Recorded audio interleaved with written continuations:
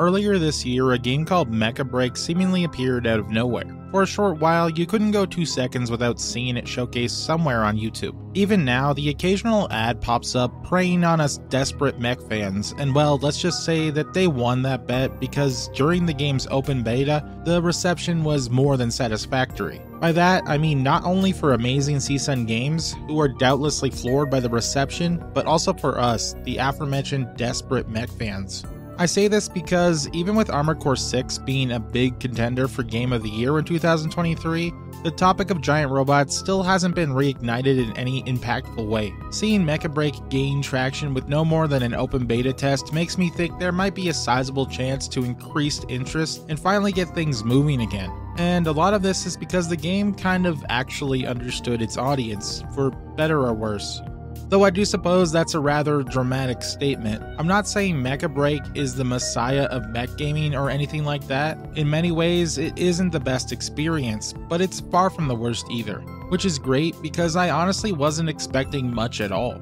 Of course, I'll preface this by saying that I didn't receive any sort of code or in-game incentive to tackle this one. I completely missed out on opting into its earlier beta, and really the only reason I was able to play was due to a chance ad on YouTube. Even then, I only caught the last couple of days of the playtest, not actually realizing it was ending until the game literally told me, hey, finish up the game you're playing because, hey, the test is over. So, how was it?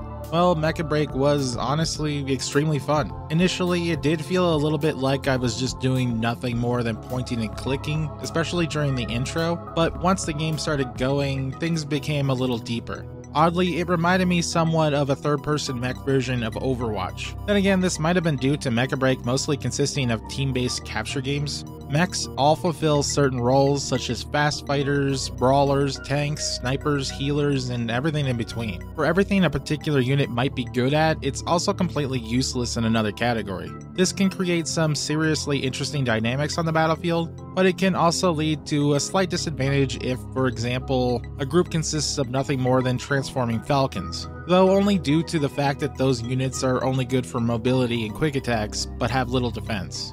I think that maybe this is to promote the formation of playgroups, teams, and clans, perhaps in hopes of fostering communities among a future player base. Which is smart because mech games have had an iffy run in this area. Not that there aren't communities out there, but they're not even a fraction of what other games and series have.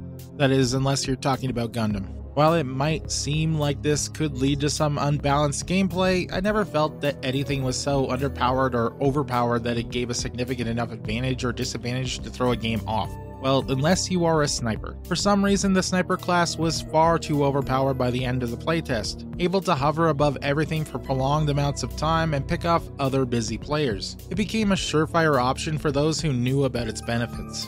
Of course, the highlight here is, and always will be, the mech designs, and I have to say, for those who enjoy their anime, Mecha BREAK is a visual feast. While it doesn't lean towards anything like Battletech, it does draw heavily from series such as Gundam, Macross, and oddly, Neon Genesis Evangelion.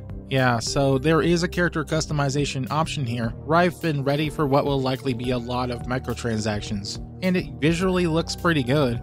But I have to mention that the women here seem to take a lot of inspiration from NGE, and as much as I like that particular series, I can't say I ever personally view the characters sexually. But man, seeing Mecha BREAKer, I can definitely see why it's birthed a rather thirsty subset of fans. Me personally, I don't care what people see it as, and I always play as women in games, so my character was obviously going to be one.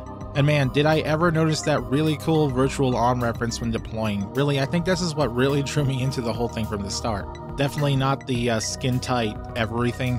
Anyhow, there are also some customization options to tweak stats, which is cool, but the game wasn't active long enough for me to get really into it too deeply. So I'm more than sorry for that. What I did get to play with basically amounted to parts that had both pros and cons, meaning that they would always increase a stat and lower another one. But I guess that's balanced, so no one is mass stacking bonuses or paying to win. But the world has yet to see what the full release will actually offer, so I can't tell you much about microtransactions and how they will play a part later on. Honestly, I wish I'd had more time with the game, and it's sad to think that it might be almost a whole year until I can experience it again. However, you can be sure that when it does drop, I'll probably have to get it myself, because us little mech channels just haven't got that big tuber power. But that's okay. But when I do pick it up, or download it if it ends up being free, You can expect a larger and far more detailed video showcasing what this one's all about.